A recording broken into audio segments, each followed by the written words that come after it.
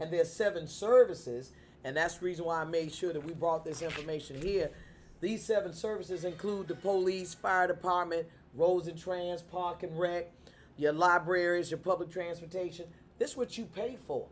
And when they're not open and they're not running properly, then that means that we're not meeting the basic core services for which you elect us to be able to do. As a council representative, my job was to make sure you had money in the budget to take care of the city's basic needs. As a mayor, your job is to make sure that the citizens get it. One executes, one put the money in place. And that's what a council member does. But a mayor, the mayor's job is to run the daily operations of this city. So when we talk about what would you do differently, run the city properly. You know, if we didn't get nothing else, I always say this, you know, if Larry Langford could turn this city around in 2.5 years, imagine what could have happened if that's the way we operated every day. Nobody wants to give him credit for it, but when I became a council member, he was leaving as I was coming in. And I work by the same work ethic. You pay for services, and you should be... Exactly. You should get them. You almost got an amen out of me. Absolutely. Yeah. Yeah, that's interesting though, because So that's what I would do differently. Make sure that the taxpayers get their money's worth. Okay, now I heard you speak on some about, you know, just the basic services. I know one thing that a lot of people talk about is the crime just being so high. That's right. In the city. Now, as I was reading, and as it was sent to me, and it was saying something about with Birmingham crime being so high that it was talking about basically summing it up being a state takeover. Yeah. What is that? House Bill 19? 14. 14. 14. I knew it was a team. I knew it was a team. 14. But House Bill 14. Yeah. Can you speak to that, or have you heard about it? Oh, absolutely. And as a matter of fact, I've been telling everyone that I know, we as citizens, because we have been kept out of this process, you know, the citizens need to know you're not involved with politics. You need to hold everyone accountable because you pay taxes. You pay our salaries.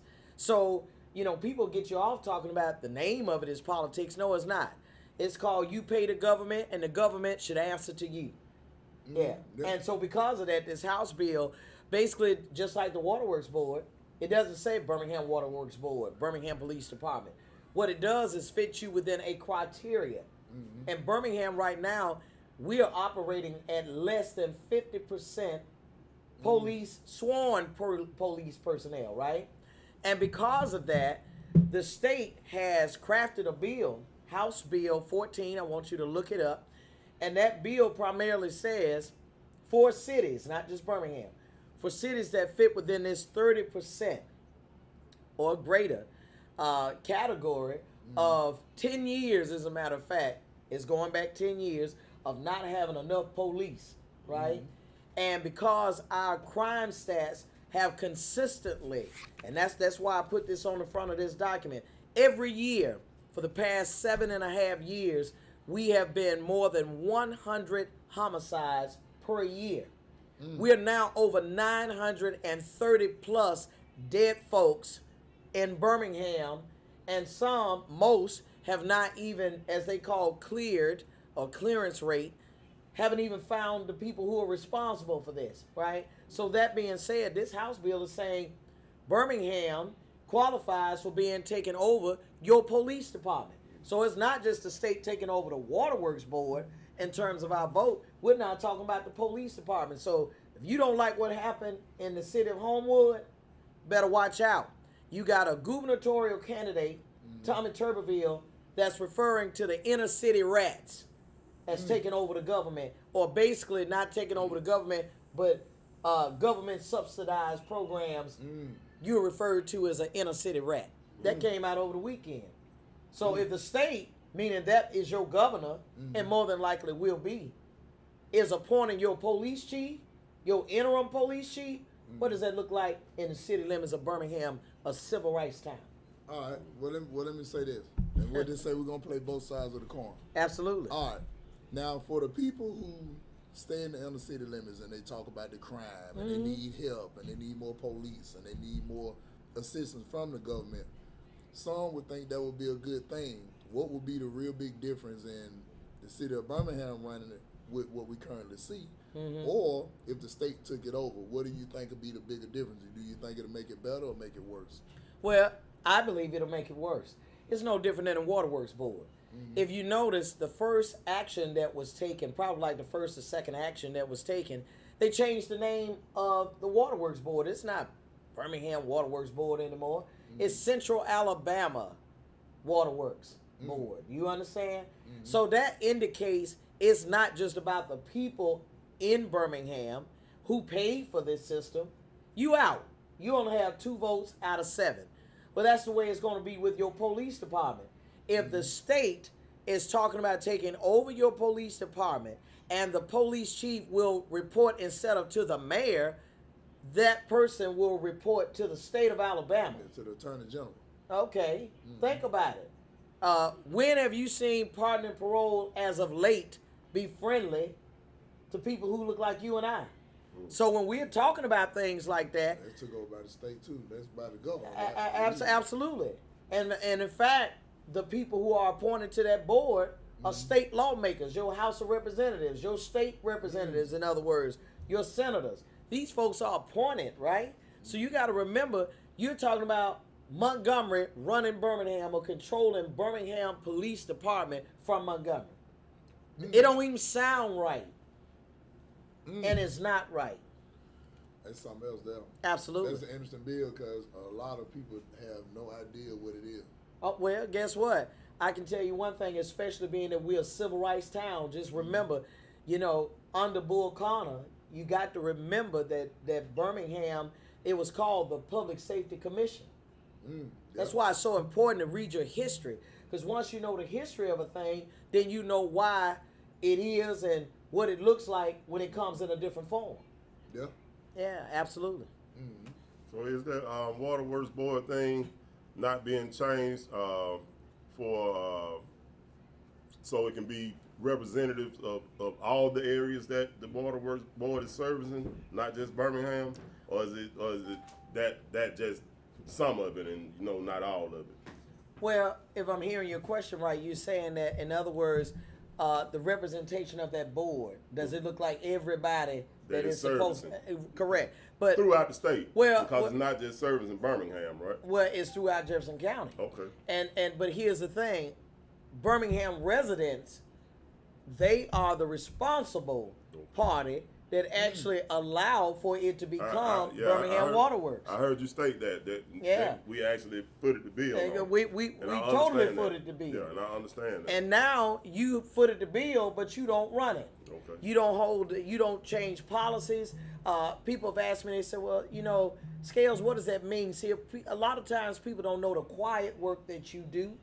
And one of the things that I have been very good about doing is helping those who have been incarcerated, and also people who were like my mother, who didn't have, needed assistance, working a job but needed assistance, right? So when I'm talking to different people and they say, hey, can you help me with my water? I'm having a little problem with not only the sewer portion of the bill, but Scales, I need some help in terms of making payment arrangements because they won't work with me.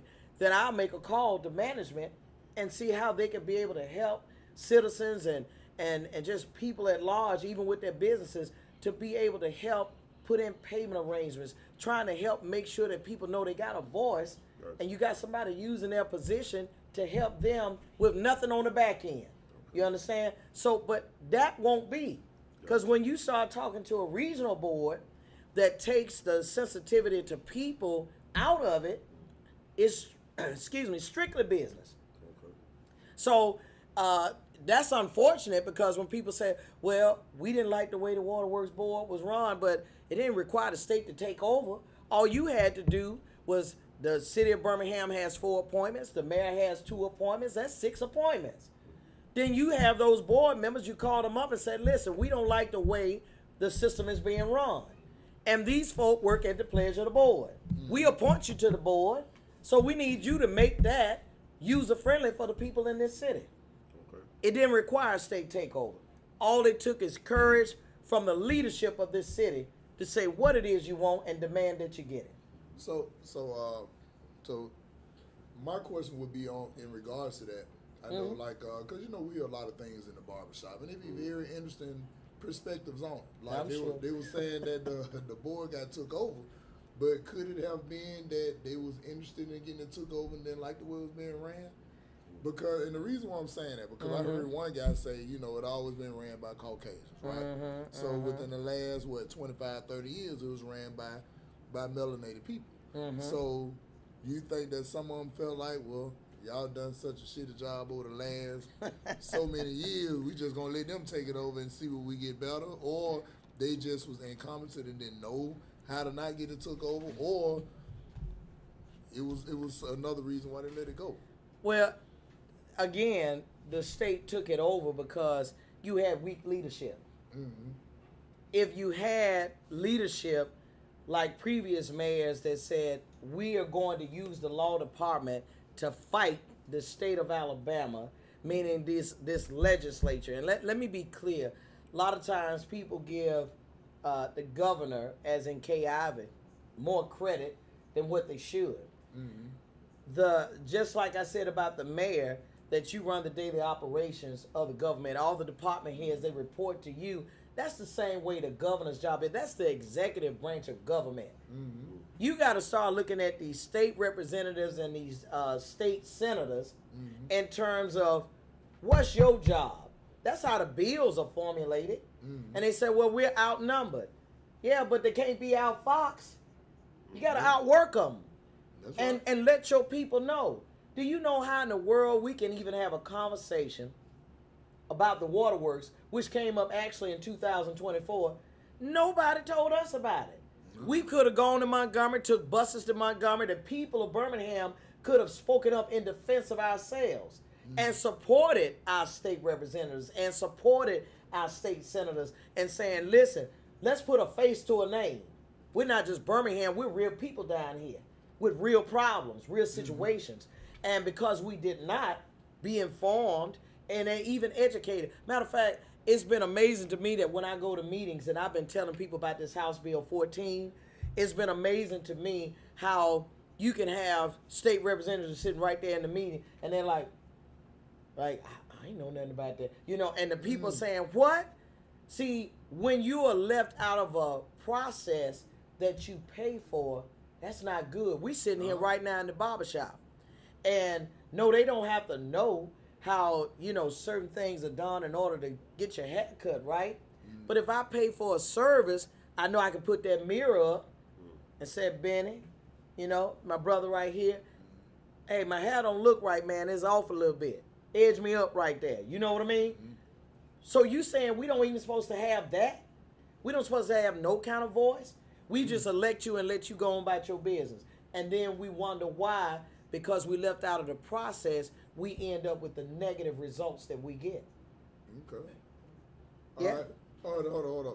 Barbershop Stories, the podcast, episode 138. We're sitting here with Jefferson County Commissioner Lashunda Scales / Mayoria Cannon. We have a question here. Yes, I do. Councilor Scales, I listened to you. You said House Bill 14. Yes. And that's about maybe Birmingham Police Department being. No, not maybe. I've gotten on good accord that if we do not get these crime statistics down, Birmingham will be taken over by the state, and the state of Alabama will have the authority to appoint the interim police chief. That's a bill you can literally go to online right now. And that's pretty much the question I have for you.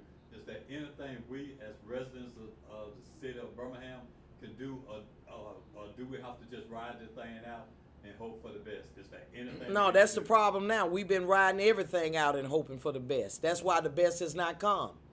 Well, what you can do is make your way to talking to first your representatives, your state representatives, your state senator, and then show up in Montgomery when it comes down to the legislative session.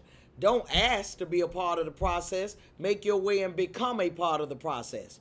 That's what other communities do. If I haven't learned anything else since I've been over at the county commission, there are other areas that are affluent. We talking about the suburbs. They don't wait on their representatives just to be their voice. They show up and they be their own voice, and then they actually unelect folks who don't represent their interests. You may get me the first time, but you're not going to keep getting me over and over and over because there's too much at stake. You more than welcome. Appreciate that question. Mm-hmm. Now, this is just a side note here. I know a lot of times we talk about politics from the councilman to the mayor to the governor to state senators to representatives, all of that, right? Mm-hmm. Is it a way that if you elect somebody in one of those positions, in an elected position, and they full of shit, Yeah. do you really have to wait the 4 years, or is it a process quicker to say, no, come on, like an annulment in a marriage? Yeah. You can annul them jokers. Yeah. Is it a way that can happen? Well, let me say this: what the people can do is ask for you to resign, right? But here's what I always say: I've been one, especially even before I became a neighborhood officer. I can guarantee you, if you don't do right by the neighborhood, Scale's gonna take 50 folks to the polls, and I'm gonna tell you straight up, I'm getting you out. I'm getting you out because see, here's what we have. Excuse me, over time. Excuse me. We have allowed people to treat us like a transaction. Y'all excuse me. I do have a cold, so forgive me. But we have allowed people to treat us like every 3.5 years when I need you. Not when you need me. I'm going to act as though you don't exist for 3.5 years and then expect you to be loyal. And that's been our culture and our behavior. And that's why I use this analogy with a young man and a young lady. I said, let me ask you something. If he's your friend, your guy, your boyfriend, your man, she said, yes, ma'am. I said, if he took me to Paris, which is an upscale restaurant, but he said he loved you, but he took you to McDonald's, what would that tell you? And she said, well, I guess he like you more. I said, no, ma'am. It's called respect. And people vote for who they respect. But here's the thing. You can respect me, but Benny, what about me respecting the both of you once I get there? And once people let you know that it's not reciprocated, meaning that I sent you to do a job, excuse me, and you refuse to do the job, I'm sorry. If people came here and got the haircut and they didn't like it, you think you're going to stay in business? No, it'll be tough. It's going to be tough. And it's because people understand they have choices when they're paying. What we have to do is get black folk to understand you are paying us. I'm not a volunteer. Your mayor's not a volunteer. Your state representative's not a volunteer. These folk got salaries, and you are paying for it. So when you start looking at it like that, now you should get more involved. Because at the end of the day, if you're not doing your job and I'm paying you to do it, shame on me if I'm not keeping up with the fact that you're not doing your job. That's right. It's real simple. So would you be agreeing that a citizen should raise Cain if they don't get the proper response from officials when they do question them or when they do reach out to them? Absolutely. Why would you not? You do it in everything else. I got you. We do it with our own families. Yeah. You do it in this business setting, right? So if you're not getting what you paid for, why would you suffer in silence? And what has happened in the city limits of Birmingham, we have suffered in silence. You know, it's just like when you showed me one time, I know you probably thought I forgot, but I didn't. Water when it rains. On this road right here, this road is literally underwater. But what has happened is, while the police, the World Games, meaning police and fire games is here, yeah, you're going to take them down there to the stadium, and yeah, you're going to talk about the amphitheater. But what about your pipes underneath the asphalt? It's called infrastructure. Why are you not fixing these old pipes underneath these roads so when it rains, we don't feel rained out the street, your car is literally floating on water? Yeah. But it's going to do that as long as you keep falling for these little sorry conversations. And just like I said, I call them cheeseburger conversations.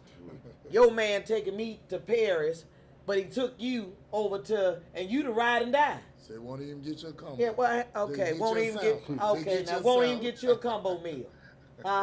Matter of fact, you can't even supersize it. No. So that's been the problem, is that we allow the disparities in what happens in one part of the city they get the services, and you seeing them getting the service. Matter of fact, you talk about it. And the unfortunate reality is we allow it, and then matter of fact, it's so crazy, they can even feel comfortable coming back to you to ask for your vote. I would make you feel very uncomfortable asking me for anything, and you don't have a track record. All of us have to submit to an evaluation. When you get through cutting hair, you turn that chair around, your customer gonna give you an evaluation of their service. For me, I hold myself to a standard. I never want my people to feel like you can't ask scales, what have you done since you've been in office? What are you doing now that you're in office? You have a right to know that. And I should have the right and the burden of proof to show you, you pay my salary. You the boss. You know, Kevin Ray said, falling for these social media posts with no real work. Exactly. Exactly. I can't help but to not overlook this this article you have on this program here that I call it. But Yeah. about Langford proposed tax for dome in transit. Birmingham's 10 cents on the dollar sales tax to remain another 5 years. Excuse me. And this popular barbershop conversation about that tax that was going on back when they was, you know, when it was talks of the dome and the monorail and all this different stuff happening well, no, this probably after the monorail thing. That was years before. But the dome situation, and then you see taxes like that get collected on years on top of years and on top of years, and then plans all of a sudden change. Yeah. You know, citizens can raise Cain about that stuff all they want, but how do you actually affect that stuff going the way that that one person that was in office said it was going to go this way, then it changes, and then now the whole plan is just pretty much gone aside. And it pretty much, the money just sits there, and bills and other things that eventually get done with that money that was collected for one thing. And you pretty much just have to write it off as a citizen, because you going down there raising Cain about it ain't going to change what, you know, what the, But yes, it does. the sitting mayor or, you know, Yes, it council does. says they're going to do with it. Yeah, but yes, it does. Okay. Because Tell what me I how you change that. well, let me tell you how you do it. I have a saying that when I was growing up, you know, my mother was old school, so my mother had a very simple saying: you cut up in public, what's gonna happen? What gonna happen? You're going to get whooped it right there. Okay then, and okay. So guess what? That's what we as citizens have to understand. We are public servants. And when we don't serve you, show up in the public where it matters. Show up in your neighborhood meeting. Show up at the city council meeting. Go to the media. I always say, first start off with your neighborhood. Then give it at least 2 or 3 weeks. You don't get nothing there, show up to the council meeting. One thing I know, when I was a council member, people talk about the South Side. Let me tell you something. The neighborhood officers over there, they would recruit like 20 folks, and they would come up there to the city council, and I'm telling you what would intimidate some of the council members, as well as that mayor back then, which was William Bell, because they had to look at these people face to face. And if you told, y'all don't like when I call it a lie, but if you said something that wasn't true, man, they stood up there and they called you out right there in the council meeting. You a liar. But see, what we do as black people in this city, we don't show up to the neighborhood meetings. We don't show up to the council meetings. We're not taking our complaints consistently to the media when it doesn't work. You understand? We should be a race of people that understand this is a civil rights town.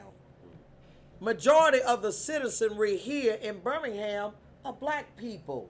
And we just so ashamed of being able to talk about problems because you keep talking about, well, you know, I like so-and-so. What does that have to do with the business? Take care of me. Because the problem, I'm going to be honest with y'all, it's not about how you feel about the leadership. The leadership is showing you how they feel about you. That's why you're not getting nothing done in your neighborhood. See, I'm not questioning how you feel about a person. But what I am saying is, like I'm sitting here telling you tonight, in my district, not only do I call my neighborhood officers together, I have a book where I teach my folk know every level of government. City, county, state, fed. I literally have a book, and I'm going to leave that here with you all tonight.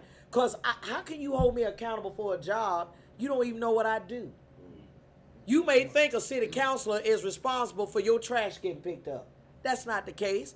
A city council member's job by state law is to advocate to the mayor's office, Mr. Mayor, Miss Mayor, you need to go and get the garbage up at such so-and-so 51st Street North.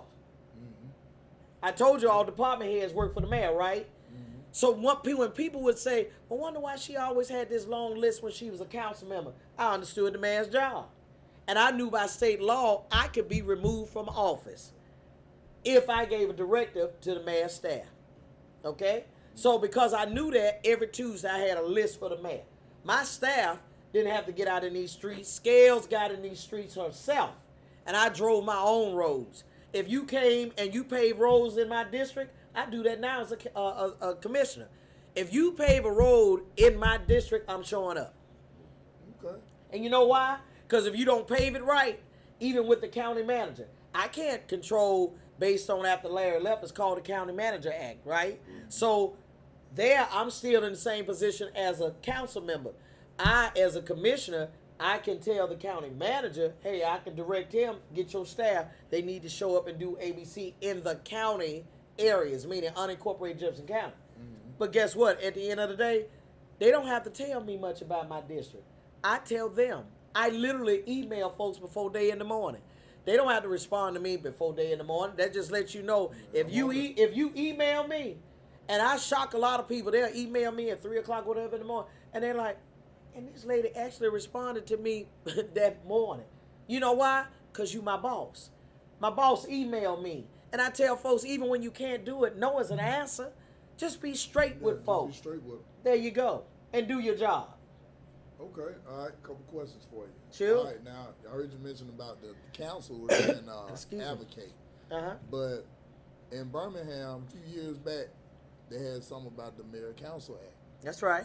All right, so when they voted on that, it made a couple significant changes in that. Mm-hmm. What do you think about that, whether you like it or not, and what would you do to change it back if you feel like it need to be changed? Well, first of all, let me take the latter. Yes, I do believe that I need to advocate for the city council for it to be changed. I was one of those council members that was deeply affected by this change. First of all, it came one of the people who right now is a state representative that is in this race was one of the people who was responsible. Matter of fact, Robert, I looked at an old video. Robert came over there to the county to even advocate with us about the changing of the Mayor Council Act. Because what people need to know in the city limits of Birmingham is that it took not only so-called power away from the council, it allows the mayor to be able to have all spending power.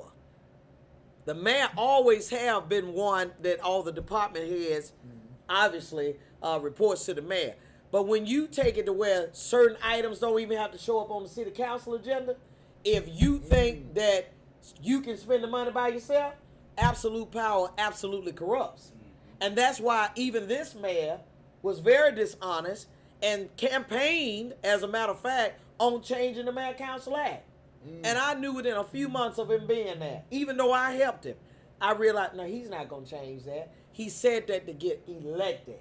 But see, for me, I can actually advocate for that because I was one that was impacted by it. You want to have a balance in government. You want to have checks and balances. You shouldn't want one side of the house having absolute power where they can do whatever they want to do.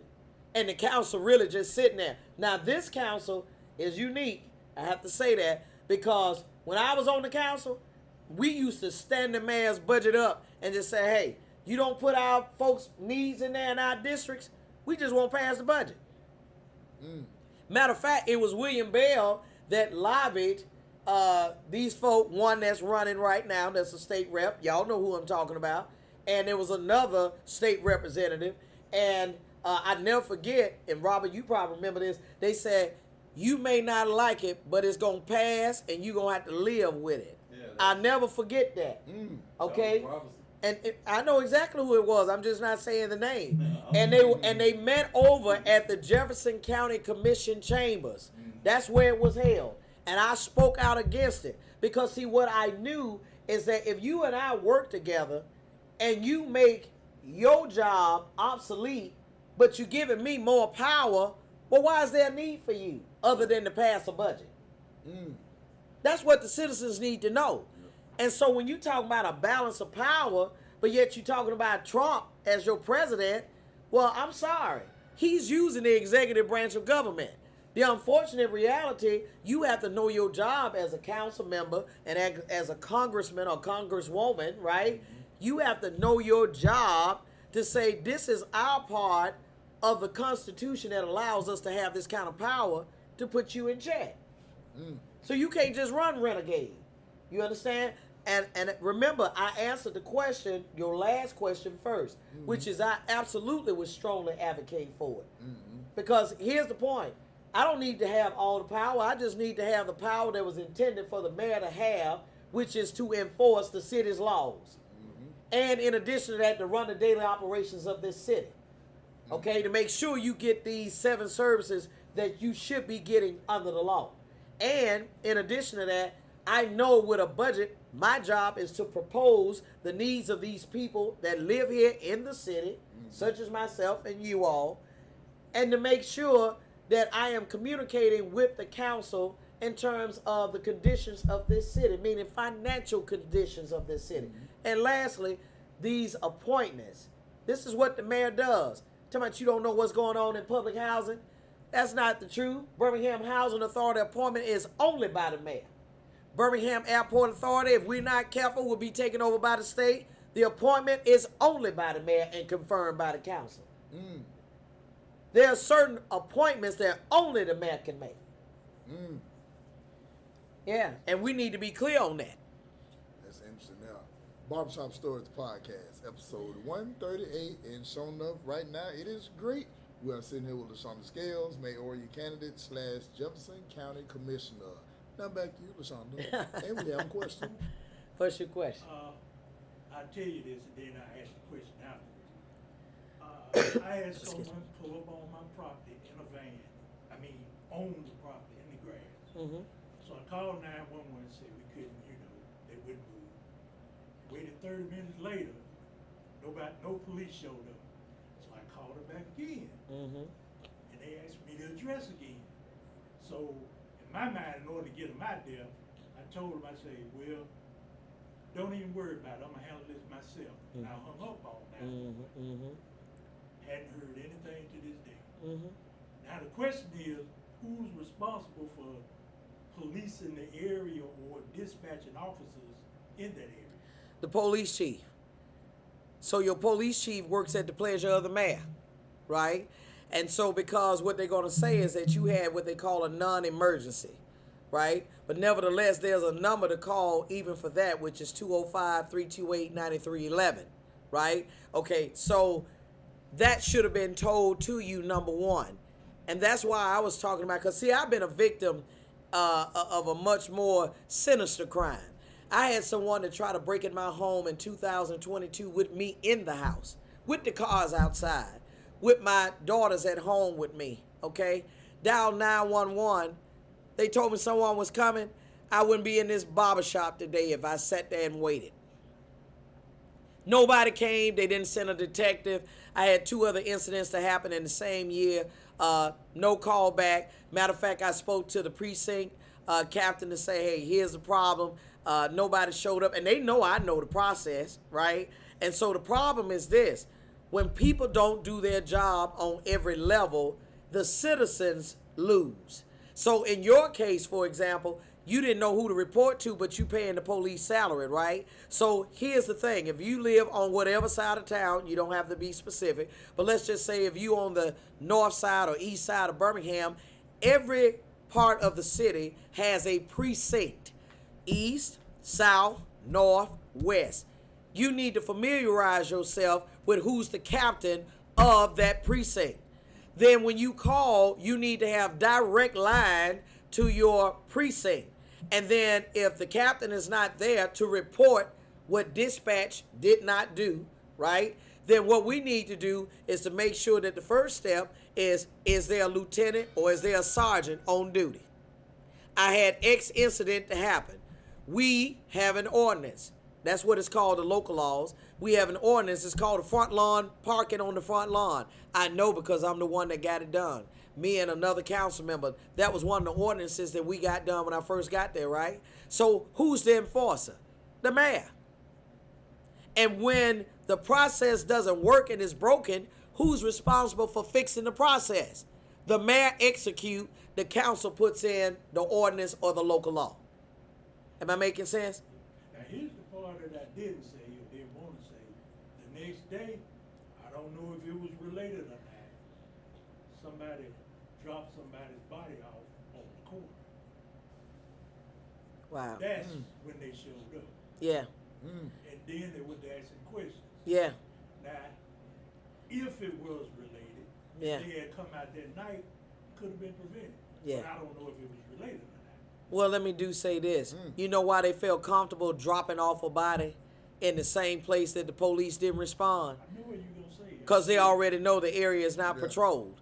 So because it's not patrolled, why would I worry about getting caught? You talking about a whole dead person.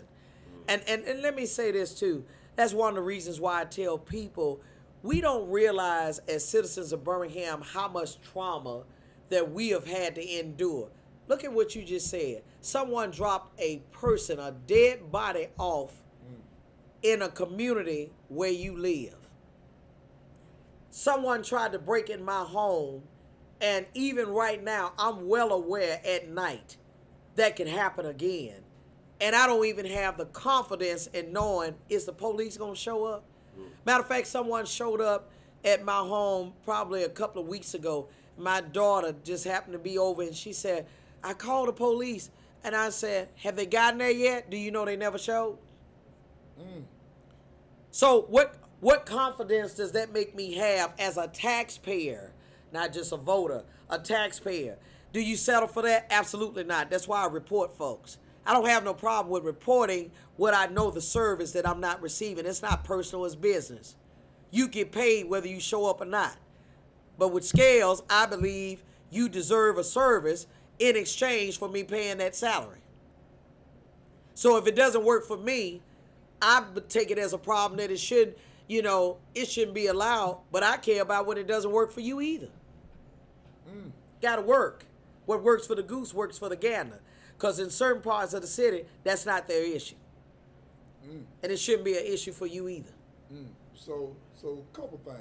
Let's go back to, like I say, I stay in the beautiful East Lake Estates. Yeah, absolutely. And I utilize, like a lot of people say they don't use the centers and the parks and all that. That's not true. They're just very well underkept. Like me going to East Lake Park, and sometimes you see the grass get 3 feet high, and that's no exaggeration. Yeah. So in a situation like that, is it that they're just such short staff, or is it just straight up neglect? Because right now it's a tree been laying down about 3-4 weeks now. The grass, of course, if you take too long to cut the grass, there's gonna be a bunch of clippings. It's all a lot. So is it neglect, or is it just straight up we just shorthanded and we get to it when we can? Because so much going on. Because me as a person that stay in the city, I work too. And I try to be understanding to some of it, but sometimes it get ridiculous. So is it shorthanded or straight neglect? Both. Because neglect over time is going to lead to the fact, why don't we have enough people? As a manager, that's what a mayor is really a manager. So if you shorthanded in your business, what do? You got to staff up. Okay, you got to staff up. That means you got to hire folks. Yep. Okay, so here's the point. When the city says that they have this surplus, they got extra money. Well, where does it come from? Vacant positions that you didn't fill? Because I hate to say it, what's happening with us, we're feeling the brunt of that. You don't have enough police. You don't have enough public works. You don't have enough fire department. You want to close our library. I mean, what do you think we supposed to be entitled to? And I'm not talking about entitlement when you don't pay anything. I'm saying you're a taxpayer and you don't want me to have nothing. How does that work? And I'm going to tell you something. The communities that don't tolerate it are the communities that get the Perry's treatment. But for the folk who just allow this to go on and you don't get involved, you just, I don't get involved in politics. Yeah, but you paying the government. You paying for it. You're paying for it whether you involved or not. And I'm going to tell you the truth. I wouldn't pay into anything that I don't feel like I can't be involved in. That's why I started doing things long before I got elected. Because for me, if I saw problems, I thought as a citizen, I had a responsibility to participate. Learn the process. I want to know how this is supposed to be working. If it works for Southside, Highland Park, it don't matter. Downtown, man, it got to work for me too. But I won't know it's not working for me and what to do if I'm not involved. But see, but Scales, I think that's like a 3-4-fold question, statement, answer, and all above. Okay. Because one, I think a lot of people are simply just not educated on politics. Like you were saying, knowing what the job of each person is. Yeah. That's I didn't know either. But I didn't know either. So there's one. So I think that people who are running or people who are currently in office should hold those type things in those communities from your neighborhood president, not just educating. So it's gonna take time to grow it, so they'll know, for one, what they're getting into. Two, I think that when you think about the time of a city council meeting, it's 9 a.m. on a Tuesday. Right. A lot of people at work. Right. 3, it was public access TV that allowed people to watch it. Yeah. All of a sudden that disappeared. Yeah. 4, I look at it like this. It's twofold. I think people should be involved in politics, but they seen so much bullshit. Don't call it politics. What I'm saying, well, you know, The government. You paying the government. And so many people get uninvolved because either they don't know or they've been skinned up. Uh-huh. All right. Another thing is that, like, when people say go down and speak to, the government about this, everything in this city is on a schedule. Yeah. From garbage pickup on Mondays in certain neighborhoods, Thursdays on neighborhoods, cut the grass on this, cut the grass. So when they don't do it, it's almost like, should these people be responsible for down there fussing every other week when a job you're supposed to do? That's why I asked the question earlier, like, hey man, look, you got 2 weeks, you got to go. Because it's really, like you said, it's very disrespectful. You'll sit back and say, not this week, we'll just do it later on. That's their job. Yeah. So, it's very neglectful as well. And I think people just kind of just worn down. Well, but we're worn. Yeah, but the system is designed to weigh you down.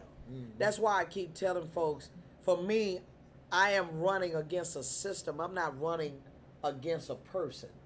Because you may like who's currently there, but the system that allowed this person to be the mayor is a system that wants to keep Birmingham small, keep it manageable, keep it to where we can come in and really take over. Whether you're a private developer, the state of Alabama, everybody look at Birmingham as a free-for-all, except for the people who actually live here.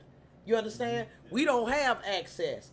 But I bet you're a private developer, like, I'm going to be honest with you, I don't know how these folk get our phone numbers. Man, they call your cell phone, any phone in the world. They want you to sell your home. They want you to sell whatever you got. They buy lots. They do everything. And you say, well, where you get my number from? Huh? And then here's the crazy part about it. We have so many people outside of the city limits of Birmingham buying up Birmingham. I tell people all the time, if you're looking for my campaign to just be showered down, I mean, yeah, we need money. I want you to donate tonight. As a matter of fact, go to scalesbhm.com and click on the donate button. But I'll take $20 from a citizen before I take $200,000 from a corporation that will cause me to be dishonest with you, to put me in a trick bag, as we say on the street, to where I can't even do what I said that I was going to do. And all you got to do, I never forget, I told somebody, I said, if Over the Mountain runs Birmingham, and everybody said, Over the Mountain folk, they run Birmingham. All them folks in Vestavia, Mountain Brook, we'll go back and study the history. Over the Mountain was meant to be over the mountain, looking down on Birmingham, right? Well, they got all the money. Well, why? Because the city keep giving them all the money? Huh? Yep. And then here's my point. Name me one black mayor that when they got out of office moved to Over the Mountain. Since you let them let you run everything. Y'all know it's a word that we say on the street, right? Okay, but since you let them put you out there with your folk, why you coming back here to live with us? When you were in office, the people that you served and worked for were people that didn't even live in this city. And the unfortunate reality that's still going on. That's why I tell people, look at these folk campaign finance reports. Well, Scales, how did I find that out? FCPA.com. It's Alabama. Go to Alabama Secretary of State. You can pull up where these folk getting their money from. Because here's what I tell folk. The reason why I was able to advocate for you as citizens of Birmingham, all citizens, black, white, it didn't matter who you were, because I was not a corporate bought and paid for person. I knew who put me in office. And I went to work every day knowing that I represent you. I represent these people. And they said, but Scales, you so passionate. Yeah, because that's genuine, man. You can feel that from me now. I'm genuine about my job. Because I recognize that one day I got to give an account for this job. And that's not just the human beings I got to give to me now. You may disagree, but to a higher power, I got to give an account for knowing the right thing to do, and I chose to look away. Had the power to change it, like Michelle Obama said, why have a seat at the table if you're going to do nothing with it when you get there? I'm paraphrasing, but that's just the truth. That's why I say to people all the time, God rest Larry, but y'all, you all got to know in this audience, the amphitheater, the stadium, 5 Points Crossplex, Railroad Park, Regent Stadium, the Negro Stadium, the Negro League Stadium, Grandview Hospital. Man, all this was Larry. I can say that, and I said it when Larry was alive. In fact, he thanked me from prison, right? Because I don't have, and he didn't even support me when I ran for city council. But I had enough integrity to say, you paved the way. That's why when you look at this document right here, when you go in 2007 and you see Langford proposes tax for Dome, where your Dome at? You got an open air stadium. You got Legion Field over there dying on the vine that we actually own. It's a historical landmark. We could have tax credits to be able to help the city to renovate it, get it up to our own code, right? And I don't understand. You don't have a dome, but you would rather put an additional noose around our neck and put us in debt for $90 million and then call me non-progressive. This is what this man called me. I was non-progressive because I didn't vote for it. Why would I vote for something where the BJCC controls and manages every dollar that comes through there? Yet the county, with over a $1 billion budget, and at that time, I think we were over $800,000 or whatever, but double Birmingham's budget size, right? They only put up $30 million. We put up 3 times as much. Where they do that at? Where's the math in that? So let me ask you, I'm glad you mentioned that, because that was going to be later on down the line. I'm sorry, since forgive you didn't me. brought it up, no, Since it's I all brought good. it up. It's all good. Because that's been a very hot topic, like when it was going on, about the stadium and Birmingham putting in $3 million a year for 30 years, but also in addition to the other parts of Uptown, Birmingham pays for that as well. Yeah.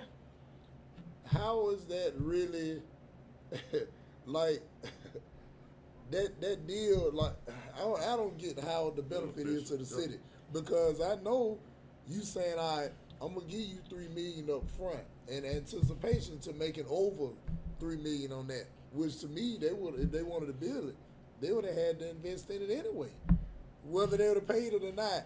Just like any small business like myself, anything I get, I got to pay them for. Yeah. So I just don't see how that deal even took place.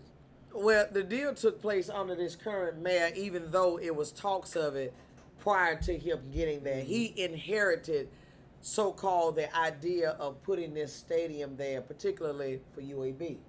But here's what UAB should have built their own stadium. but here's what the citizens of Birmingham need to understand. You a business owner, it's your shop.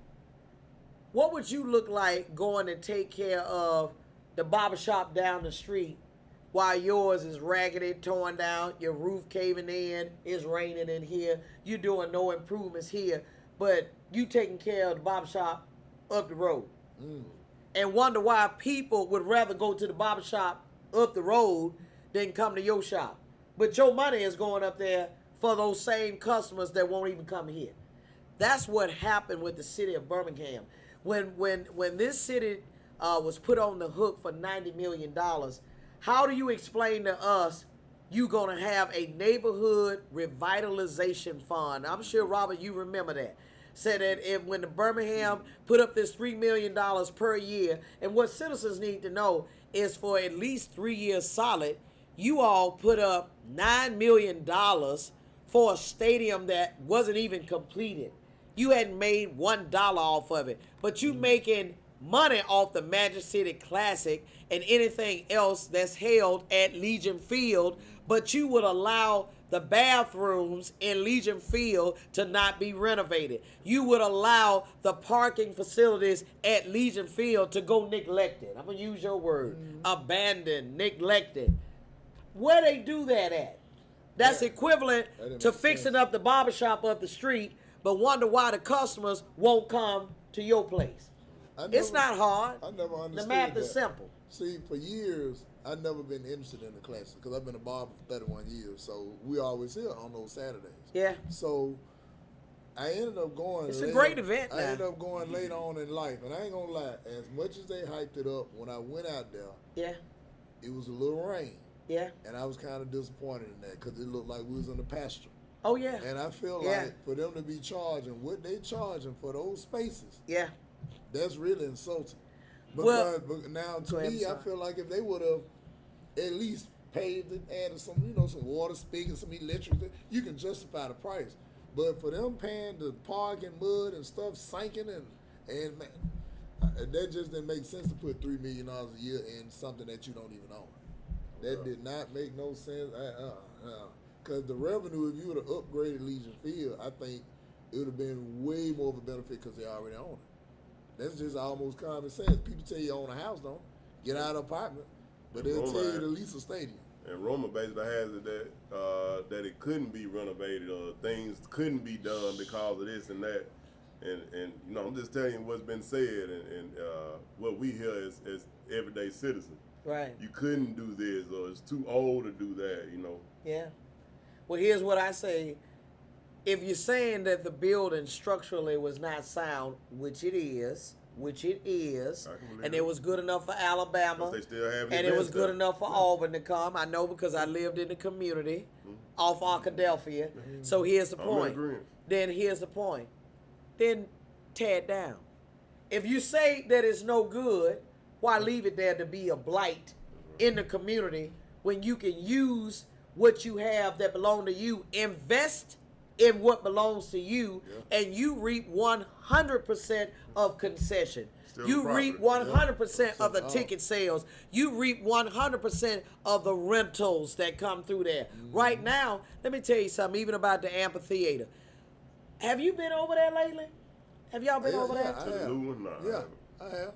I haven't been. in Did the you see amphitheater, all but of I that concrete and steel rebar From Calway. from, right at the front door? Where they do that at? We better than that. Birmingham, we better than that. Well, I tell you this, I had a trailer finna get that scrap there. The police kept passing by. I couldn't get that scrap up fast enough. Well, I'm glad you said that. They had the police passing by. Matter of fact, I haven't seen a street sweeper on my road in years. But when they got ready to open up the amphitheater, there come the street sweeper. I said, wow, amazing, amazing. But the neighborhood around it, they didn't even widen the road. We call that traffic engineering. You should have widened the roads, added additional lighting.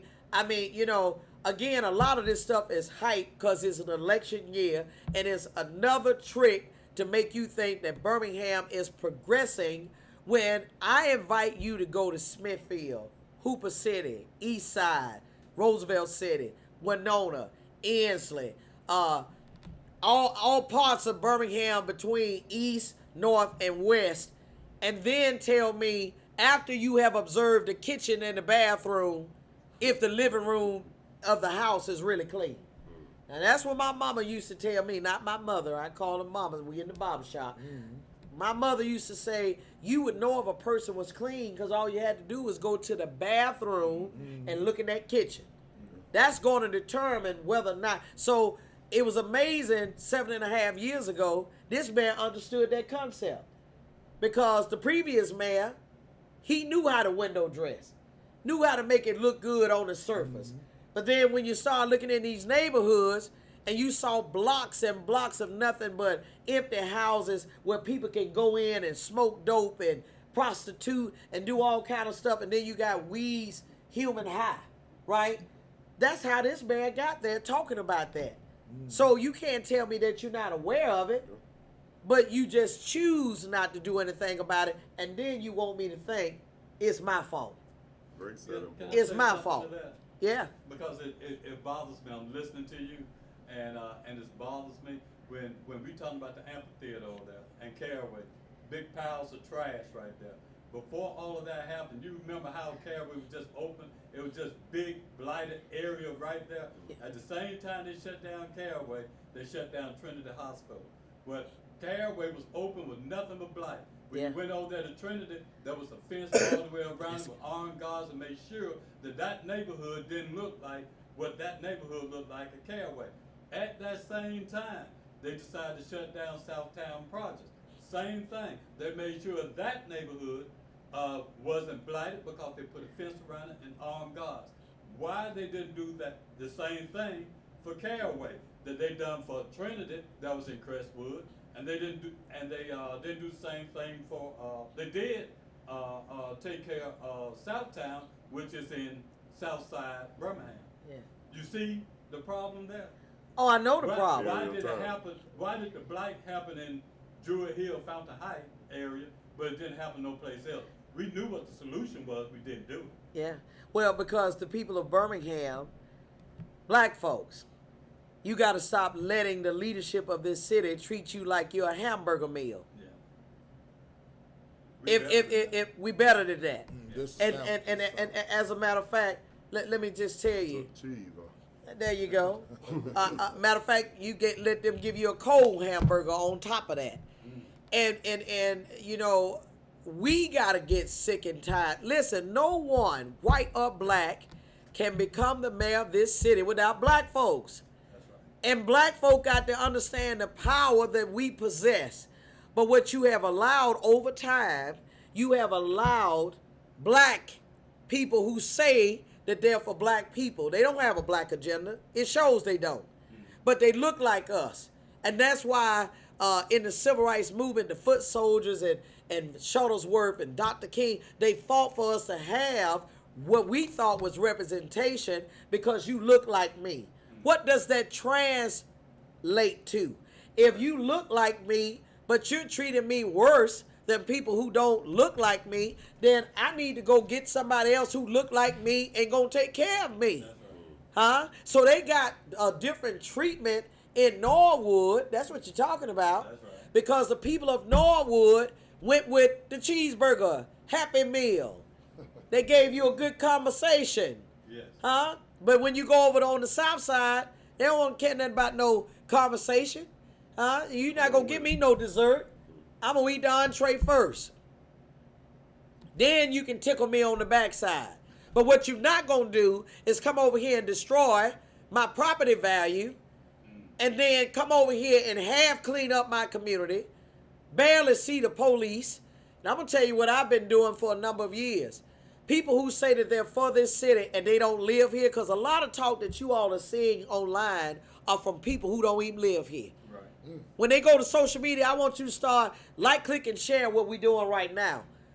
But watch when these trollers come in that represent this mayor. Most of them don't even live here. They write little notes like, you know, if I could vote, I would vote for so and so. Well, don't throw a rock from where you live and then tell me how to suffer in silence. Don't do that to me. Don't do that to the people of Birmingham. You care anything about us, won't you just stay silent and support this movement where people say we want change we can see, not change in terms of faces. We beyond that. We got a new face down there from the one that was there for 40 years. And then he had at least 8 to 10 years of being the mayor. Huh? So we want something new. But new doesn't translate into new way of doing things. If you still talking about the same old stuff, you know, here I am. I'm going to tell you something as a commissioner. I'm the first woman to be seated in this position. But you know the first thing I did, because mayors come to the commissioners, whether y'all know this or not. And first thing I did, I went to an area that I didn't even win, which was Fairfield. If you go in front of Aaron Aronoff, that's Commissioner Scales' work. I had the county to adopt their main thoroughfares, which was Aaron Aronoff, when you get off on Valley Road, and then Rutledge Drive. My first year in office, that was $4.3 million worth of pavement that went down there through their commerce area. You understand? Same apply to when it comes down to Midfield, doing work down there. We have 40% of Adamsville doing work there. But here's what happened. City of Birmingham don't want no help, obviously. Because if the county adopted the road, we could literally take this county road, not only pave it, but be responsible for maintaining it. But if you don't have no leadership that's willing to work, collaborate, still window dressing, that's your problem. And so that's to answer your question, Robert. The unfortunate reality is that our people keep going with, I like you. But obviously, your mayor don't like you. Because he wouldn't allow you to live in the conditions where you are, and you got to constantly keep telling him what it is that you need. He know what you need. I agree. Matter of fact, he goes to a radio station where you used to work, and I was telling someone just today, why would you have a what they call I want to say a double tender house, but basically it's where you have two apartments conjoined, and you go over there to this radio station all the time. The whole roof, you can stand on the porch and see the sky. But you coming over there to a radio show. You don't even have to open a door because there's no door and no windows. You can literally step into this apartment complex. And you tell me you care about the people of Ensley. How? You came to the radio station. You've been looking at that house. As a matter of fact, it's where a child was killed in this double tender apartment complex.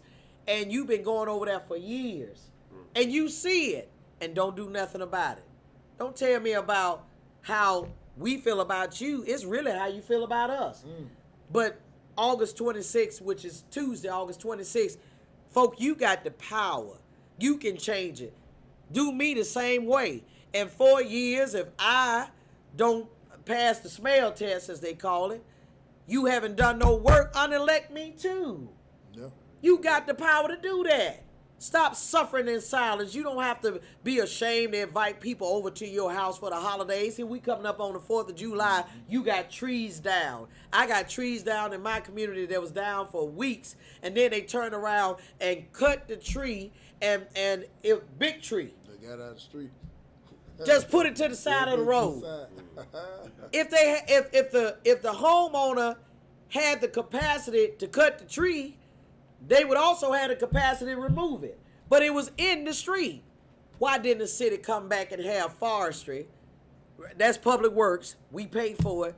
Why you let them put it on the side of the road and then just let it sit there? Man, the leaves have even turned brown because it's been sitting there for so long. And see, it's interesting that you say that. See, that goes back to what I was saying about neglect. Absolutely. And how they do it, because the street and sanitation department only does what they're told to do. Absolutely. So that means if it say, hey, you supposed to came by here money to get the trash, and you didn't come by here money to get the trash, that means whoever that supervisor is will like, hey, what happened? That's right. And it should be done. So when that stuff like that happen, to me it's just neglect. And I think it's But it's neglect, and let's quantify neglect.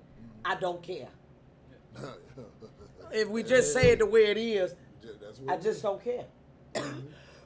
And that's just the truth. go ahead. I got a question here. Excuse me. This question is for the disabled and elderly people of the city and county. Hey, Yep. that's me. This coming from Marcus Ferris. He said he's a disabilities advocate. Excuse me. And he wanted to collaborate with our local leaders on issues in the community, such as more handicap parking, Yep. lowering paratransit prices for people who can't afford it, Yep. also making more people with disabilities more independent with affordable housing. And he says he hoped to be able to work together with the government Yep. to be able to get some of that stuff done. Yep. Well, first of all, let's thank you for your question.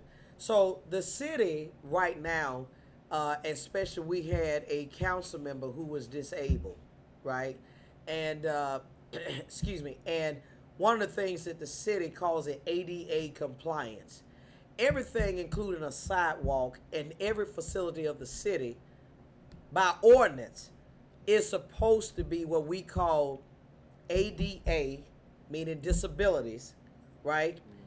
It should be disability friendly.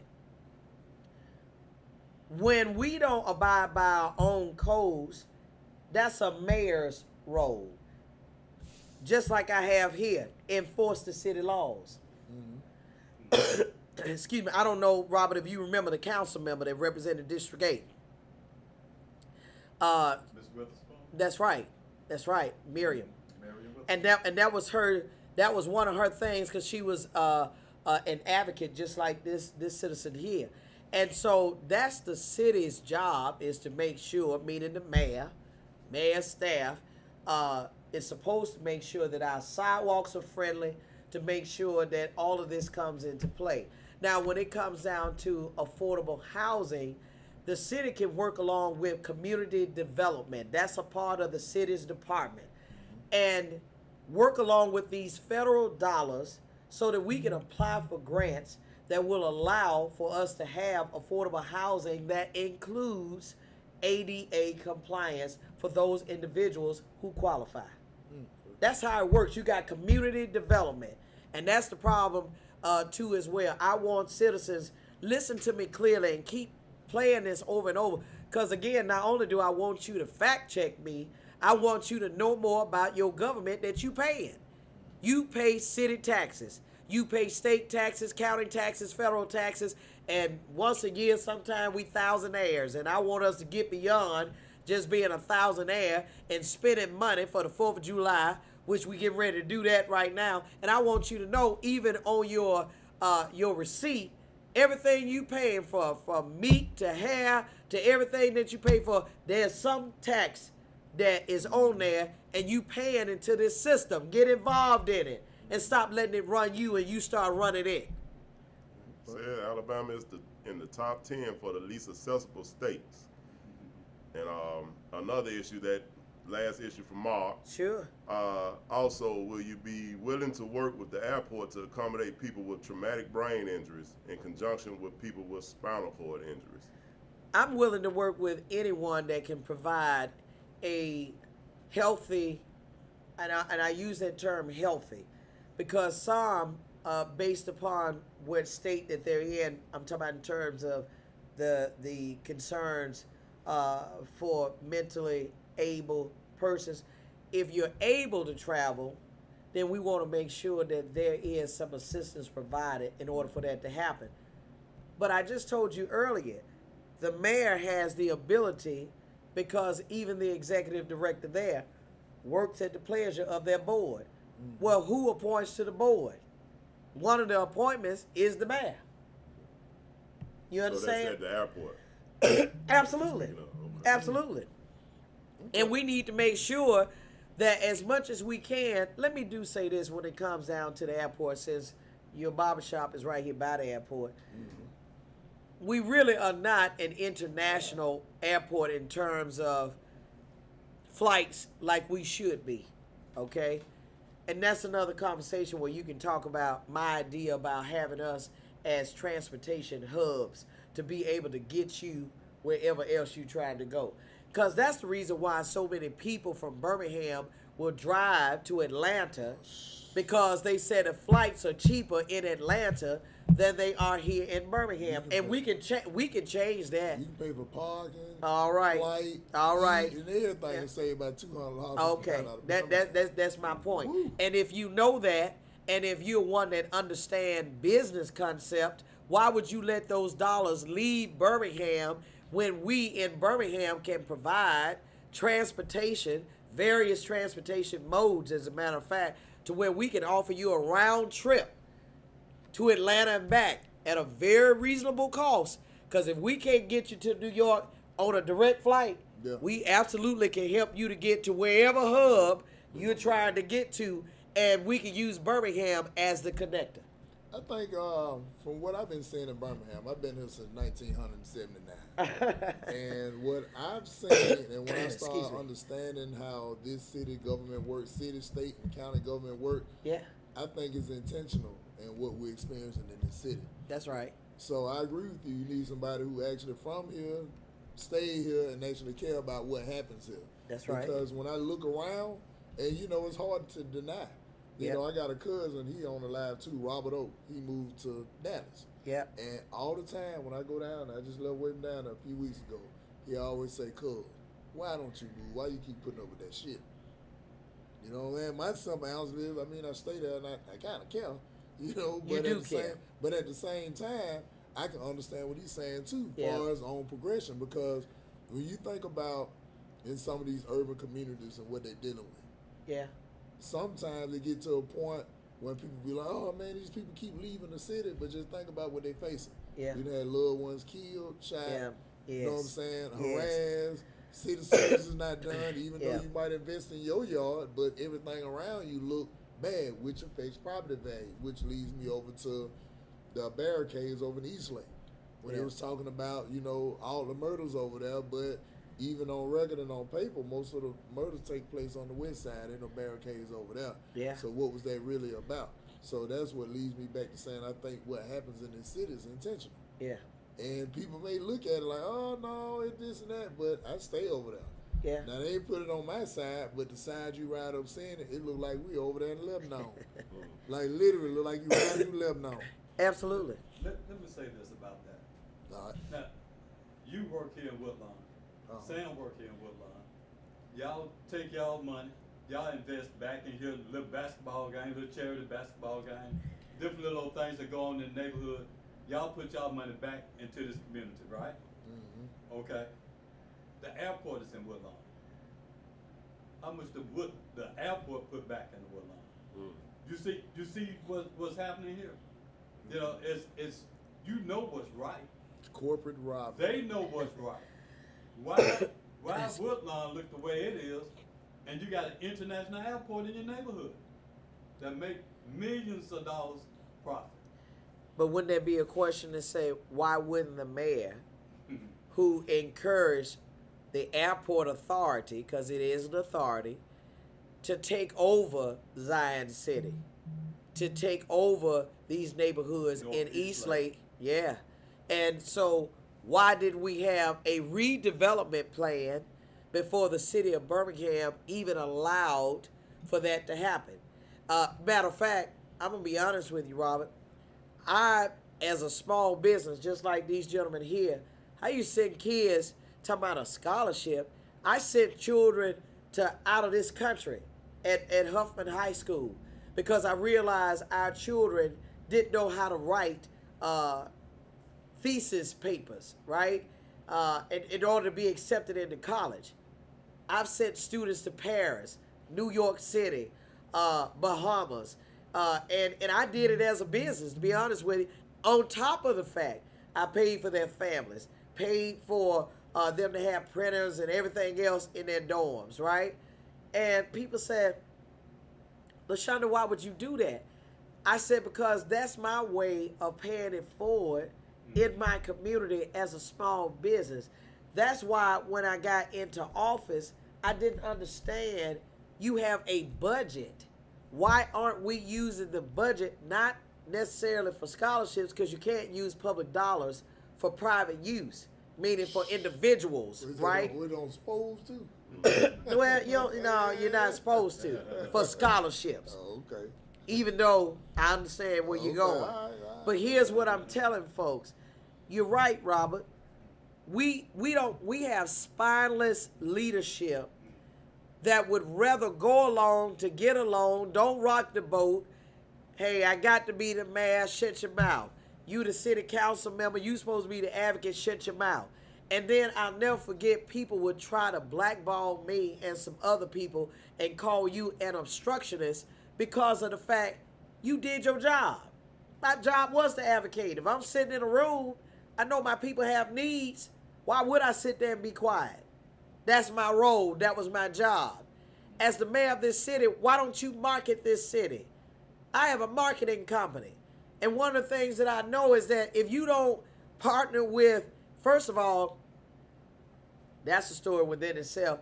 When the last time you seen a commercial ad talking about the positives of Birmingham? Now, you probably will, now that I'm saying it on this podcast, and I know this social media man, he'll respond now. But all before now, when have you seen the good things of Birmingham being advertised as a venue, as a place to come to, as a neighborhood to come to? Not even the south side of Birmingham. When have you known there to be... Well, but that's the World Games promoting an event. Yeah, exactly. I'm talking about promoting your city. That's probably about the last thing I can remember about anything that was going on. But you remember when I never forget when Tony Patelis was the mayor of Hoover. They used to have something called Hoover's Happening. Not happening. Yeah. And so they would promote Hoover in Birmingham. When have you seen Birmingham promote Birmingham? Now, you know we making all the national headlines because you had 3 mass shootings in 1 year last year. Then when they talk about the crime is down, that's a joke. Because, you know, being you in sales. Anybody in business, you in sales. How in the world you going to tell me that as of last week, we were at 52 homicides countywide. 37 out of 52 is Birmingham. But crime down. Really? Because you're comparing it to your highest number of homicides that you've ever had in the history of Birmingham. That's a con game. 1930. But then here's what you got to ask. 2018, 107. 2019, 106. 2020, 122. 2021, 132. 2022, 144. 2023, 135. 2024, 151. Here's the question that as citizens we need to be asking. Are you on track for 100 homicides? Because guess what? Huntsville is ranked number 1. You looking at the number, you all can Google this. They only had in 2023 19 homicides. In 24, 18 homicides. And we are clapping because we're at 37 out of 52 homicides countywide. That's not right. We got to stop settling for mediocrity. We better than that. All right. Excuse me. Well, here it is. What you was talking about, the police officers, right? Yeah. All right. Now, to be fair, there's a lot of police officers I know, and they say the reason why they leave the city is the first thing is pay. That's right. Because they said some of your outskirt municipalities pay a substantial amount more with less work. They get cats out of trees and racing folks in the middle of the street and all that. So they, you know, it's a little bit different. When you become mayor, what incentive would you have to even first ask somebody to even want to police Birmingham? That's right. And also be able to retain them when you get them. Well, first of all, what an officer wants to hear is, do you have my back? It's real simple. Number one, can you give me the resources that I can make it back home safely?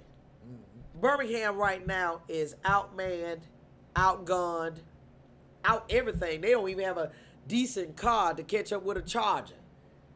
Okay? Now, as mayor, I've got to look at your safety, your mental health, your physical health, and then I got to look at paying you accordingly. Yeah. Remember I said I'm a commissioner of 35 cities. That includes Birmingham. I see what these other municipalities are paying their folk. They have less stress, less work, more money, better benefits, and they're able to come home to their families. So it's not hard. What you do, the same thing what they're doing. Offer better pay, better benefits, making sure that we are offering incentives such as if you live in Birmingham, we will provide you a patrol car instead of you using your vehicle to patrol the community where you live in. And Scales want to take it a step further. Take these blighted properties and renovate these properties and use it as an incentive for these officers to live in the communities where they patrol. Oh, you snapped in. You snapped in, cuz. So I'm talking about Scales got a plan. Yep. That's why I said that's what we need to be voting on. Not necessarily, I like you, that's fine.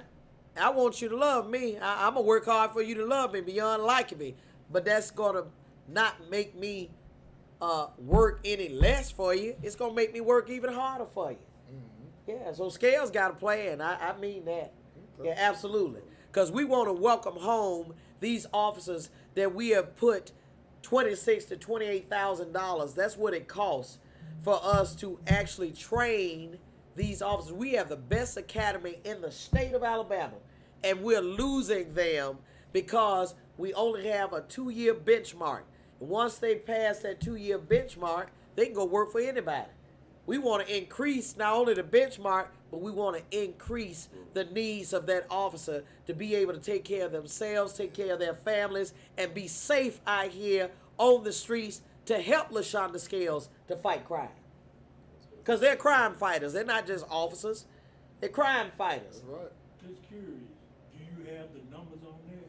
On which part? After the officers go through their training and their time period here, do you have the numbers on how many of them actually leave Birmingham?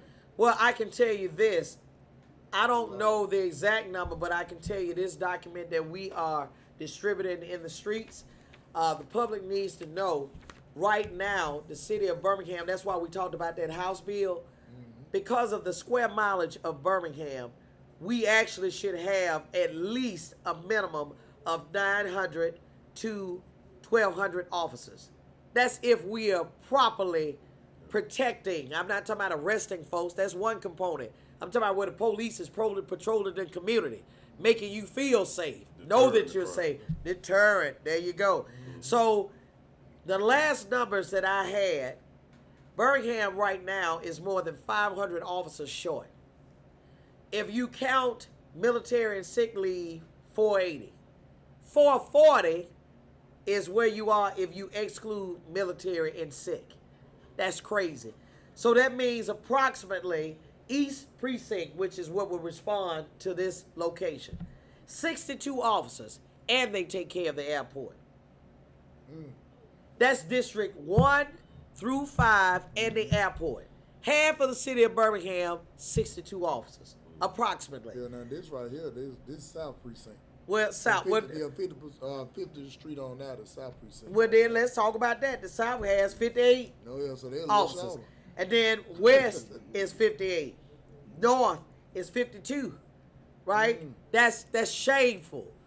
And so while you talking about, you read the headlines, don't get tricked. That's just a headline. We got all these officers that are going through recruiting. Fine. Tell me how many are actually graduating. And then those who are graduating, tell me how many are resigning and leaving at the same time. Yeah. And then I done seen some real live pipsqueaks out there too. They got some of the littlest Okay. police officer. Well, that's because you lowered the standard just to make up the number. Little outfit falling up off But well, that's my point. Yeah. And so when you lower the standard, meaning the qualifications, and you haven't changed the main things, which is to make sure you got a good retirement. Matter of fact, speaking of that, I was a part of a meeting over 2.5 weeks ago, and this man said that Birmingham had only had $11 million increase.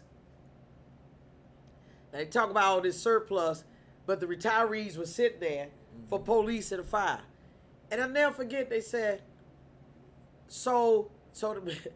this mayor currently says, well, you know, you all are asking for $18 million. We only have 11.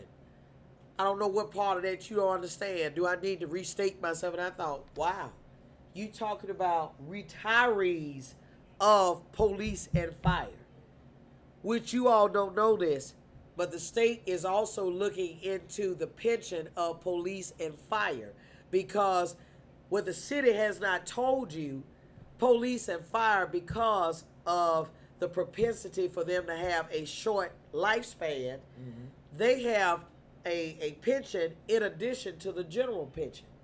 So what the mayor has tricked you on is talked about the fact they got this pension. What he hasn't told you is that the police and fire, because of life expectancy, has their own pension as well. The city of Birmingham right now, some of these police and fire retirees only receive $400 a month. And so that part of the story is not being told. So how am I going to recruit if I give you all my life and I get to retirement age and you don't think that I'm even supposed to be, that's a benefit. People don't understand. Folk leave jobs and go to work for places that understand the benefits of working there. All that Birmingham is not willing to do, even including taking care of these neighborhoods. Our residents are leaving. Our workers are leaving. The employees of the city are leaving. It's the same thing. They're giving our people what we're not willing to give. But you can make the difference Tuesday, August 26th, because you can vote for a mayor that understands we have the power, and if we don't understand, if your police are walking away at a time when you need them the most, what is that telling you? It sounds like a little mistreatment. Sounds like abuse to me. Yeah. Sounds like a whole lot of neglect to me. If we're losing citizens in Birmingham, do you know that Hoover is fastly catching up to Birmingham? Matter of fact, Birmingham is at 194,000 and some change, right? Hoover is at 92,000 with the ability to grow. Yeah. Don't listen to people when they tell you they don't. Matter of fact, I talked to one of the council members, and they informed me. They said, no, Scales, we have a 60 to 70 year plan for smart growth. I said, what you mean? So what is the difference between growth and smart growth? No, we're trying to recruit families. Yeah, they're recruiting. They're not trying to recruit individuals. They want families. So it is what it is. Birmingham is in a mess, and we got to fix it. But we got to have someone that's willing to roll up the sleeves with you, with your help, in order to get it done. That's right. But we don't have no more time to waste. I mean, between William Bell and this current mayor, man, that's 15 and a half, which will end up really, after election, 16 years. 16 years of do nothing. Larry been gone 16 years from the city of Birmingham. And we're still living off of really his work. And the only reason why they can take credit for his work is because he's not here to defend himself. And shame on those who want to take credit for this man's work but want to discredit him. Well, speaking of city employees, we can't leave out those teachers. That's right. And we know we just heard you speak about how you worked in conjunction with the schools on different things. I've seen you do work in the schools personally myself. Schools that my younger kin people went to and different things. I've seen you there working. Name some things that you would do. I know we getting wind this thing up, but Sure. Please name some things that you would do, or speak to some things that you would do to improve the educational situation in our city schools and for the students of our Birmingham city schools, teachers as well. Absolutely. Well, first of all, you have a school board, and their election is this year too. So you have mayor, council, and school board. But because I love my students, and in my district they call me Mama Scales, and they call me that for a reason, because I am there. I'm not just there as someone in politics. They know they can count on me. I'm a partner, right? And so one of the things as a mayor that I would do, which is a continuation of what I already do, I'm going to partner with the school district to make the school district the best in this state. I'm not going to settle for the fact you tell me we at a C, and that's okay. I work along with Dr. Gonsolin on behalf of the county. And he was telling me about an incentive that he was looking to do even with the county. And what people fail to realize, right now in Jefferson County, we have a $90 million school, baccalaureate school, from 6th grade through 12th grade. And it's over there at the old Fultondale High School. And when I started telling people and making them aware of that, it was like, oh, well, you know, Scales, you put down the school. I'm saying, no, we in competition. Scales is going to work with that school board and the superintendent so we can be the best, not only in this state, but in the Southeast. Because families move where good schools are located. They don't go to a community where bad schools are. If you average, they're not looking to go in your community to educate their children.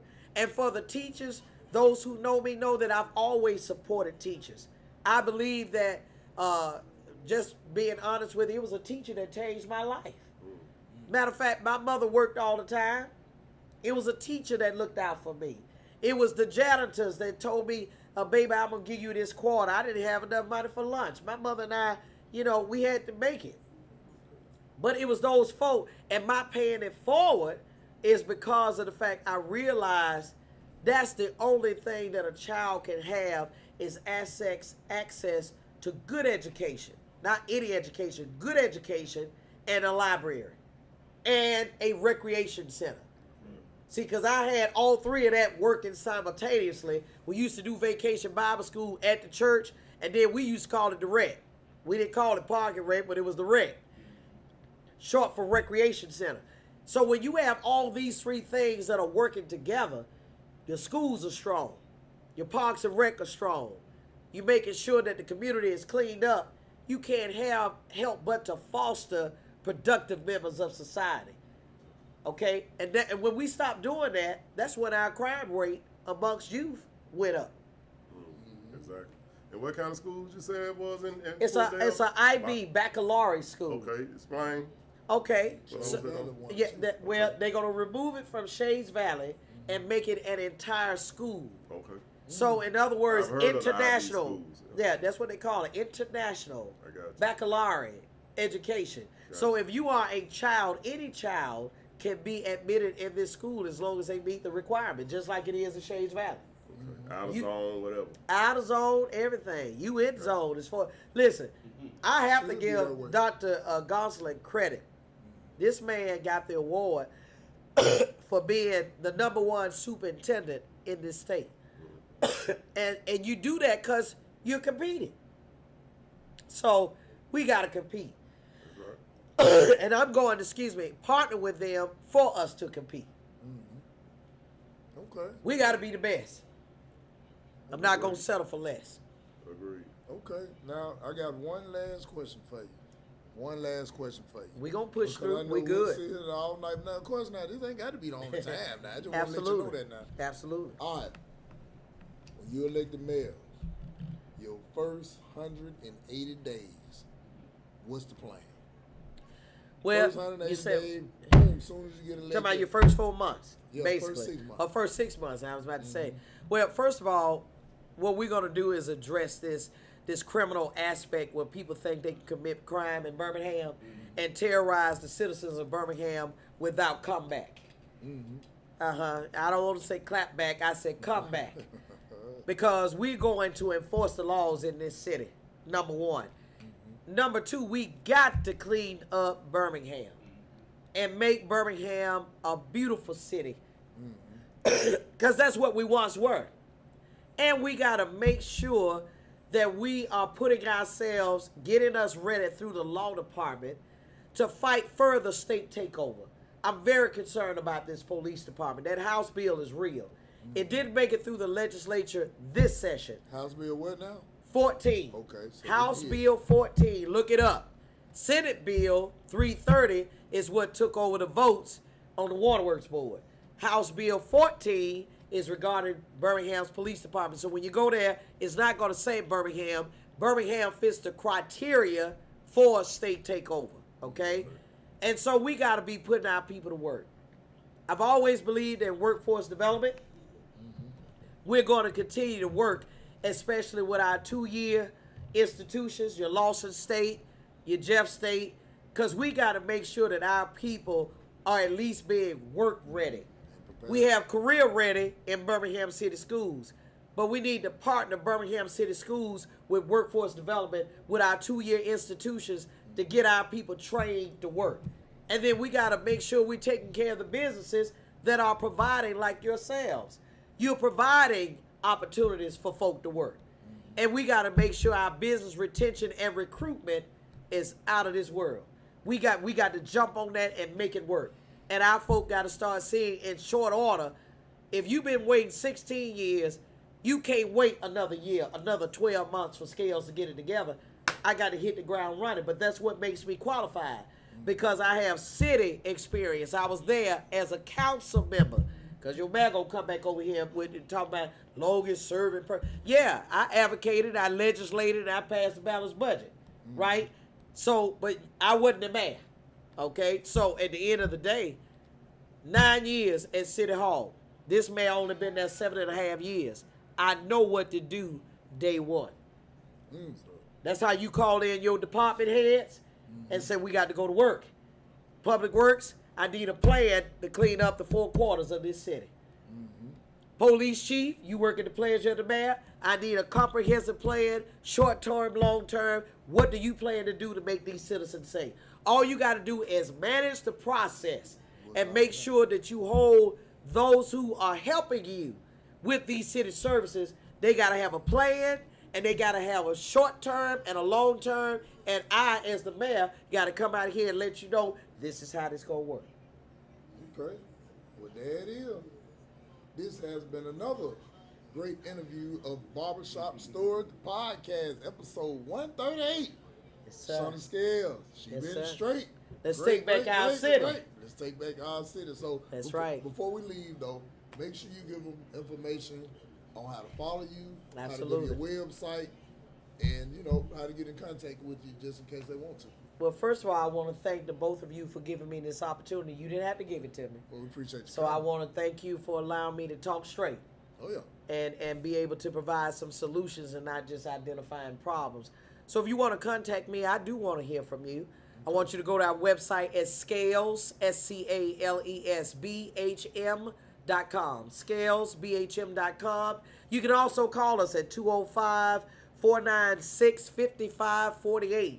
That's 205-496-5548. You can also donate. This is a grassroots campaign, let me tell you that up front. We all grassroots. We for the people, by the people, and for the people of Birmingham. So I want you to go there, donate $5, $1. Then you can come and volunteer. I want you to also be a part of this movement. This is a movement for us to move Birmingham forward. Not in any direction, but in a forward direction. And also you can follow us on Facebook, Scales, Lashunda Scales for BHM Mayor. You can also go to all our social media platforms. You're going to be hearing nothing but solutions, but we're not oblivious to the problems. So as we identify problems, we're going to give you a solution, common sense approach, and we want you to get active, get involved. You and I, us working together. We're going to be that change we got to see, because guess what? You and I are going to work together to take back our city. This our city, and Tuesday, August 26th, you will make it known to everyone. Mayor, city council, school board, this our city. That's right. Well said, well said. So, hey, y'all make sure y'all stay tuned in. Next week, we'll be back for 139. It's going to be another great guest. It's going to be on here. Happy 4th of July, too. That's going to talk about everything. Now, let's talk about the 4th. First off, after the 4th, we got 2 comedy shows back to back. July the 5th, live at the Start On, we got Double D. And July the 6th, we got Buddy Love, Twan and Shell. They're going to be there. Love. So that's live at the Start On this Saturday and Sunday for the folks. They be saying, hey, they'll never be on the weekend. You got Saturday and Sunday, so I know you can make one or the other. But that fund is going to cost a whole lot of money. Bring you the fun for a little money. Oh. Matter of fact, I want to have our own comedy club right here in Birmingham. Hey, well, Yeah, hey, you in Birmingham. hey, I'd be interested in it. Okay, now. Hey, and then also too, we are a real barbershop too. This ain't just props. We was slanging haircuts when Miss Scale pulled up. So hey, y'all make sure y'all check us out. We're That's open right. 7 days a week. It's 6 spectacular barbers here. You got Lex, you got Caden, you got Corey, Big Reed, Sam, and myself. Comedic narrator, haircut, Schlanger, Benny Mac. Y'all make sure y'all come check us out. You want it right? You come see us. And 5 haircuts ain't fast. 205-591-2887 or BennyMaxOnFirst.com. Bring that funny for a little money is always something to laugh at. We'll see you all next week. But after Robert say what he gonna say. Let me. This don't have anything to do with the election. Miss Scales, you and I, we done a news story together a little while back and stuff about that jail cell up there on the top of the county. Yeah. Do you think that we'll ever do anything with that? For the public to be able to see that? and No, the recognize public it? is allowed to see it now. So we You don't want know to see about the that. last So jail cell where Dr. King was arrested. This was the last arrest where Dr. King spent his time in Birmingham at the county jail. It's on the 7th floor. All you got to do is call my commission office. We just had someone to do a documentary the other day. So my office number, as relates to a commission office, is 205-214-5507. That's 205-214-5507. And we've had people around the world to come see the last 2 remaining jail cells that 6 months later Dr. King was assassinated. We didn't And know I about and that. well, we've been telling the world. We've been on MSNBC. We've been on CNN talking about it. We've also appeared in the New York Times Square. So we letting people know that Scales is really about that life. That's what's Okay, up. well, that's what's happening. Thank you for letting me be a Right part here, of it. right now. Absolutely. All right, that's what's happening. Hey, we'll see y'all next week. Thanks for tuning in. Make sure you like, share, follow the page because we don't talk about nothing but that good stuff and a little comedy too. You know, hey, we're going to make it work. So that's what it is. Shout out to Z-Lens Media, who's on the Hey, ones Weezy. and twos, and I'm talking about the camera and the laptop. Now, you know, so hey, he do his thing. We appreciate you for making us look good on here. All in 4K. You can see bumps on that face. All right, now, so hey, we'll see y'all next week. Bye. Bye-bye. All right now. 138 in the book.